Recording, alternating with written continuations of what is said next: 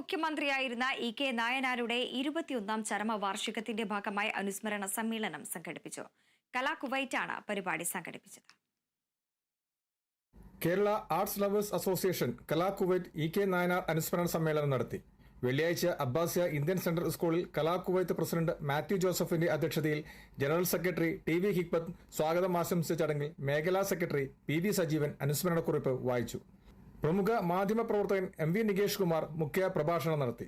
സാമൂഹ്യ മാധ്യമങ്ങൾ അസത്യവാർത്തകൾ സൃഷ്ടിക്കുമ്പോൾ അതിനെ പ്രതിരോധിക്കേണ്ടത് നമ്മുടെ ഓരോരുത്തരുടെയും കടമയാണെന്ന് അദ്ദേഹം ഓർമ്മിപ്പിച്ചു.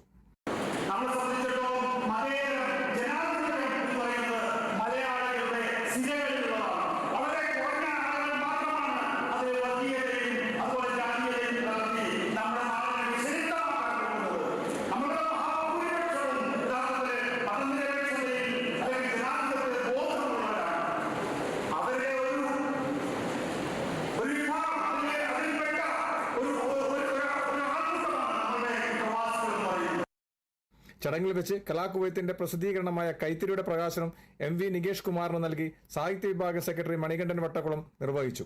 ലോക കേരള സഭാംഗം ആർ. നാഗനാഥൻ ചടങ്ങിന് ആശംസ അറിയിച്ചു. തുടർന്ന് ജോയിന്റ് സെക്രട്ടറി പ്രസീദ് കരുണാകരൻ നന്ദിയും പ്രകാശിപ്പിച്ചു. സമ്മേളനത്തിന്റെ ഭാഗമായി ഗസൽ ഗായകൻ റാസയും സംഘവും അവതരിപ്പിച്ച ഗസൽ സന്ധ്യ കാണികൾ നിറഞ്ഞ മനസ്സോടെ സ്വീകരിച്ചു.